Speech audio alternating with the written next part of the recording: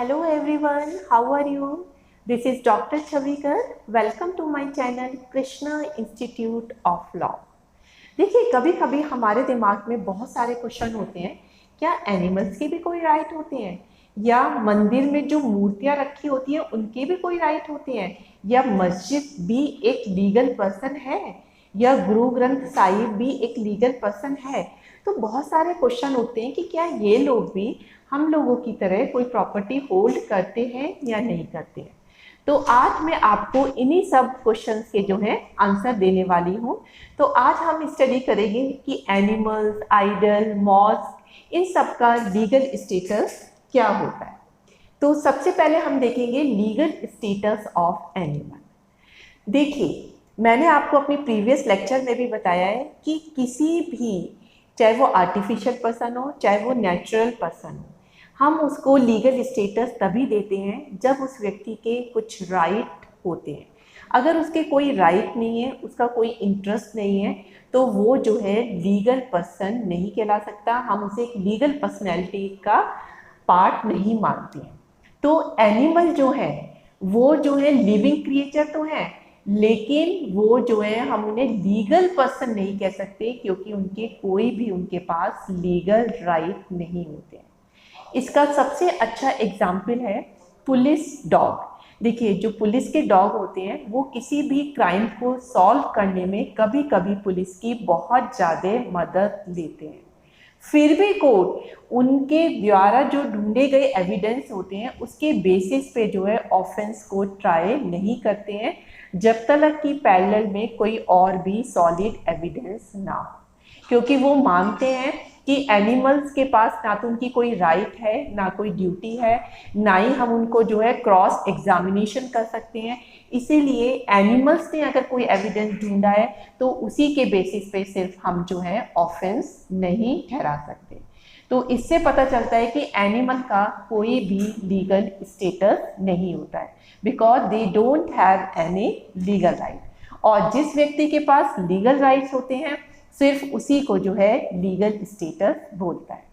अब हम एनिमल से रिलेटेड क्या उनका लीगल स्टेटस है या नहीं है, इसमें हम दो टाइम एरा के देखते हैं। एक तो जो है उनकी पोजीशन एंशिएंट टाइम में क्या थी, और उनकी पोजीशन जो है मॉडर्न टाइम में क्या थी। तो देखिए, एंशिएंट टाइम में जो थी, हम जो है एनिमल्स को भी ह्यूमन की तरह ही ट्रीट करते थे। उस वक्त क्या था कि जैसे अगर किसी ने, आपने फॉर एग्जाम्पल लीजिए, किसी ऑक्स ने किसी वुमेन या मैन को मतलब मौत के घाट उतार दिया है, तो उसको भी जो है मौत की सजा दी जाती थी। एक इंसान की तरह उस पर पत्थर फेंक फेंक के उसको मार दिया जाता था। तो इसी तरह से सुदरलैंड ने भी अपनी बुक प्रिंसिपल ऑफ क्रिमिनोलॉजी में एक बहुत ही इंटरेस्टिंग केस डाला था। उन्होंने कहा कि 1590s में कुछ रैट पर भी एक ट्रायल हुआ था। उस रैट्स पे ट्रायल कैसे हुआ था, उन्होंने कहा कि कुछ चूहों ने जो थे किसी के खेत को डैमेज कर दिया। अब उस खेत वाले ने उन चूहों के ऊपर जो है ट्रायल कर दिया। अब उनका जो वकील था चूहों का, उसने कहा कि उसने डैमेज तो करा है, लेकिन उसने बहुत सारे छेद भी कर दिए उनकी ज़मीन में, जिससे कि उसकी जो लैंड थी वो और भी ज़्यादा फर्टाइल हो गई। इसलिए इन चूहों को कोई भी सज़ा नहीं देनी चाहिए। लेकिन कोर्ट ने एडवोकेट की ये प्ली रिजेक्ट कर दी। उन्होंने कहा कि चूहों ने जो है रेस्पोंडेंट के खेत को हानि पहुंचाई है, इसलिए इनको जो है चूहों को हम जो है इम्प्रिजनमेंट देंगे। अब ये इम्प्रिजनमेंट में देते हुए उन्होंने ये ध्यान रखा कि अगर कोई प्रेग्नेंट रैट है तो जब तक वो जो है अपने बेबी को जन्म नहीं दे देती तब तक आप उसकी अलग से केयर करेंगे, और जब वो सजा भुगत रहे होंगे तब आप उन्हें डॉग और कैट से भी बचा के रखेंगे। तो वैसे तो रैट एक ह्यूमन बीइंग की तरह कभी ट्रायल नहीं हो सकते, लेकिन सुदरलैंड ने इस तरह से रैट का एक ट्रायल दिया था, जिससे पता चलता है कि एंशिएंट टाइम में एनिमल को लीगल स्टेटस दिया जाता था। लेकिन आज के डेट में जो है ये पोजीशन बिल्कुल चेंज हो चुकी है। आज एनिमल्स का कोई भी लीगल स्टेटस नहीं है। अब यहाँ पे फिर क्या, अगर कोई भी जानवर किसी के प्रति रॉन्ग करते तो किसकी रिस्पॉन्सिबिलिटी मानी जाएगी। तो आज के मॉडर्न टाइम में अगर कोई भी पेट जो है किसी भी के लिए भी कोई रॉन्ग करता है तो उसका मास्टर उसके लिए जो है फिर लायबल कहलाएगा। और ये जो मास्टर की लायबिलिटी है वो इसलिए अराइज नहीं होती कि वो विकेरियस लायबिलिटी है, क्योंकि विकेरियस लायबिलिटी का मतलब होता है कि अपराध किसी और ने किया है, गलती किसी और ने की है, लेकिन उस गलती की सजा किसको मिलेगी? दूसरे व्यक्ति को। तो ये कहलाती है विकेरियस लायबिलिटी। जैसे कि हम देखते हैं मास्टर और सर्वेंट के बीच में होती है, आपने ये टॉट में पढ़ा भी होगा। तो मास्टर यहाँ पर विकेरियस लायबिलिटी की वजह से लायबल नहीं होते, बल्कि इसलिए होते हैं कि उन्होंने अपने पेट्स को जो है अच्छी तरीके से नहीं रखा, उन्होंने नेग्लिजेंस की है, इसीलिए मास्टर लायबल होते हैं। इसी तरीके से अगर हम किसी एनिमल को कोई चोट पहुंचाते हैं तो एक तरीके से आपने उसके ओनर को जो है चोट पहुंचाई है, तो ओनर आपके अगेंस्ट कोई भी एक्शन ले सकता है। तो मॉडर्न टाइम में इस तरीके से जो है एनिमल के बारे में बताया गया। तो एनिमल को कोई लीगल स्टेटस नहीं दिया गया है, तो फिर तो जो है एनिमल्स की तरफ कोई भी क्रूअल्टी करता रहेगा, उनको कोई भी मारता रहेगा। तो इसीलिए वो जो स्टेट है, जो लॉ है, एनिमल को कोई लीगल स्टेटस तो नहीं देता, लेकिन वो एनिमल को जो है प्रिवेंट करता है उनकी क्रूअल्टी से, वो उनको प्रोटेक्शन देता है। तो कैसे प्रोटेक्शन दिया गया है? इंडियन लॉ में prevention of cruelty to animal act जो है पास किया गया है। इस एक्ट में बताया गया है कि अगर कोई भी व्यक्ति किसी भी एनिमल्स के प्रति क्रूअल्टी दिखाता है तो it will be A punishable offence. तो ये एनिमल्स की प्रोटेक्शन करने के लिए ये एक्ट लाया गया था। इसी तरीके से कोर्ट ने ये भी बताया है कि अगर कोई व्यक्ति किसी पर्टिकुलर क्लास के एनिमल के लिए कोई ट्रस्ट बनाता है तो वो जो है आपका जो है बिल्कुल वैलिड ट्रस्ट होगा और आप उसमें जो है कर सकते हैं उसका पैसा खर्च उसके लिए। लेकिन आपको यहाँ पे ये देखने की ज़रूरत है कि ये जो स्ट्रे डॉग होते हैं जो कि आपके मतलब नॉर्मली गलियों में घूमते रहते हैं, तो उनके लिए आप जो है कोई होम बना सकते हो, शेल्टर हाउस बना सकते हो और कोई भी जो है इस तरह का शेल्टर जो है प्रोवाइड कर सकते हो। लेकिन ये वैलिड ट्रस्ट होगा। लेकिन अगर आप किसी स्पेसिफिक जानवर के लिए बनाते हो तो वो स्पेसिफिक ट्रस्ट नहीं होगा। तो आप किसी क्लास ऑफ एनिमल के लिए बना सकते हो, जैसे कि आपने डॉग्स के लिए बना दिया, कैट्स के लिए बना दिया, इस तरह से तो आप बना सकते हो। लेकिन स्पेसिफिक किसी एक सिंगल डॉग के लिए या सिंगल कैट के लिए आप अगर ट्रस्ट बनाते हो तो फिर वो वैलिड नहीं होता है। इस तरह का ही एक बड़ा अच्छा केस हुआ था रीडीन कॉपरडीन वर्सेस स्टेवेंस का। कौन सा केस था ये? रीडीन कॉपरडीन वर्सेस स्टेवेंस का केस था। इसमें बताया गया था कि कोर्ट ने कहा कि अगर हम जो है टेस्टेटर ने जो है एक ट्रस्ट बनाया, ठीक है, टेस्टेटर ने एक ट्रस्ट बनाया और उन्होंने कहा, ट्रस्टी को कहा कि मेरे कुछ घोड़े हैं तो इस ट्रस्ट से जो भी पैसा आएगा वो आप इन घोड़ों की देखभाल के लिए जो है लगाएंगे। अब ट्रस्टी लोगों ने वो पैसा घोड़ों की देखभाल के लिए ना करके जो है और चीज़ों पे खर्च कर दिया। तो कोर्ट ने डिसाइड किया, देखिए अगर वो पैसा घोड़ों पे खर्च ना करके किसी और चीज़ के लिए कर रहे हैं तो हम उन घोड़ों के बिहाफ पे जो है एक्शन नहीं ले सकते हैं ट्रस्टी की तरफ।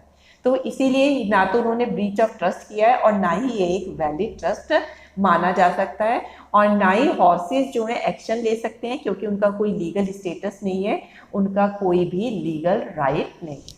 तो इस तरह से हमें पता चलता है कि एनिमल का कोई लीगल स्टेटस नहीं है।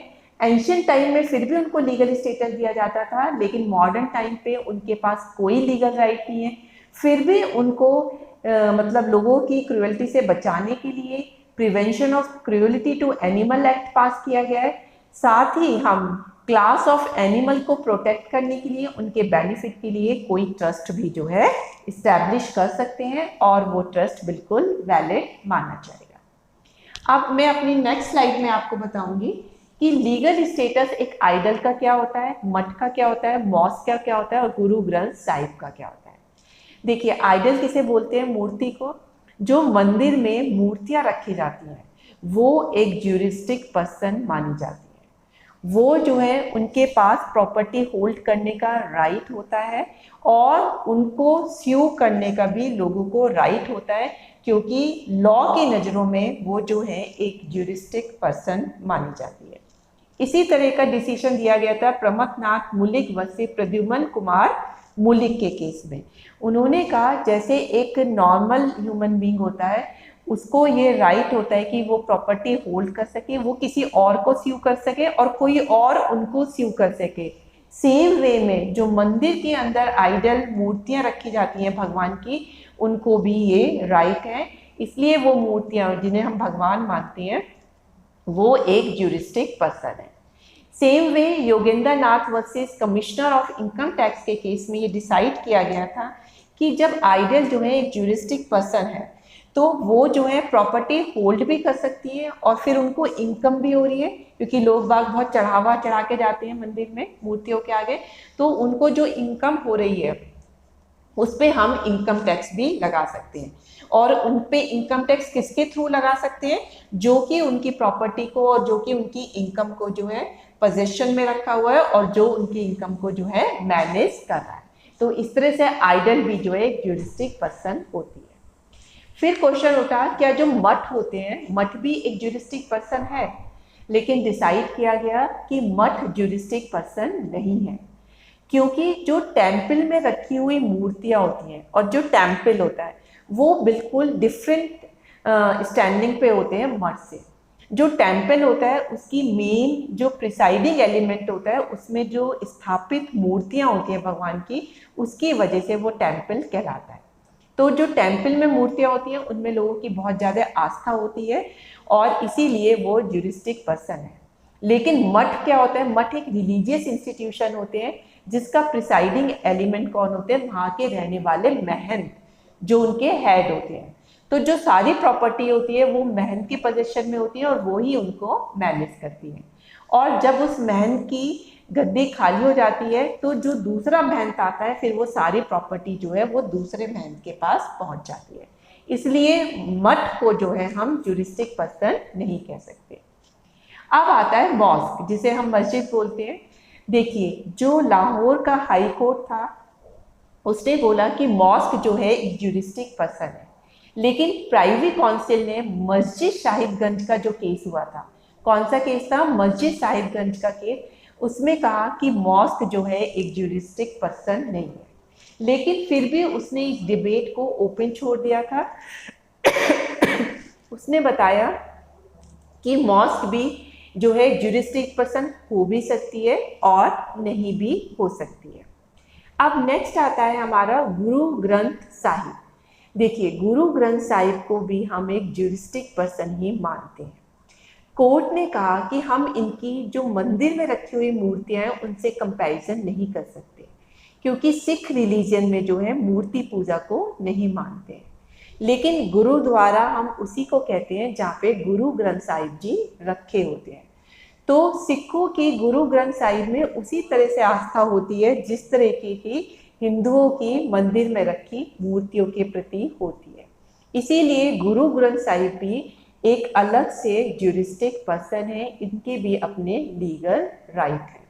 ये डिसीजन दिया गया था शिरोमणि गुरुद्वारा प्रबंधक कमेटी वर्सेस सोमनाथ दास में। क्लियर हो गया? तो शिरोमणि गुरुद्वारा प्रबंधक कमेटी वर्सेस सोमनाथ दास में कहा गया कि गुरु ग्रंथ साहिब भी ज्यूरिस्टिक पर्सन होते हैं। लेकिन इसमें उन्होंने ये भी क्लियर किया कि जैसे और धर्मों की जो आपके मतलब बुक्स होती हैं, जो ग्रंथ होते हैं, जैसे कि हिंदुओं के रामायण या क्रिश्चियन की बाइबल होती है या मोहम्मदन्स की कुरान होती है, हम उनका कंपैरिजन जो है गुरु ग्रंथ साहिब से नहीं कर सकते, क्योंकि गुरु ग्रंथ साहिब को हम एक ज्यूरिस्टिक पर्सन मानते हैं, जबकि और धर्म की जो किताबें हैं उनको, या जो ग्रंथ हैं उनको हम जो है ज्यूरिस्टिक पर्सन नहीं मानते। तो ये बहुत इंपॉर्टेंट टॉपिक था। इसमें अलग से पूछ लिया जाता है कि आइडल्स का क्या लीगल स्टेटस है, या मठ का, मॉस्क का, या गुरु ग्रंथ साहिब का, या फिर जो मैंने पीछे वाली स्लाइड में बताया एनिमल का क्या स्टेटस है। अब आप जो है बहुत आराम से बता सकते हैं। अब आपको कंसेप्ट भी क्लियर हो गया होगा कि हम किसी चीज़ को ज्यूरिस्टिक पर्सन क्यों मानते हैं और कब मानते हैं और किसको कब नहीं मानते हैं। तो आई थिंक कि my lecture will be very very helpful to you, क्योंकि ये आपको बिल्कुल बेसिक नॉलेज दे रहा है। So that's all for today lecture. Thank you very much.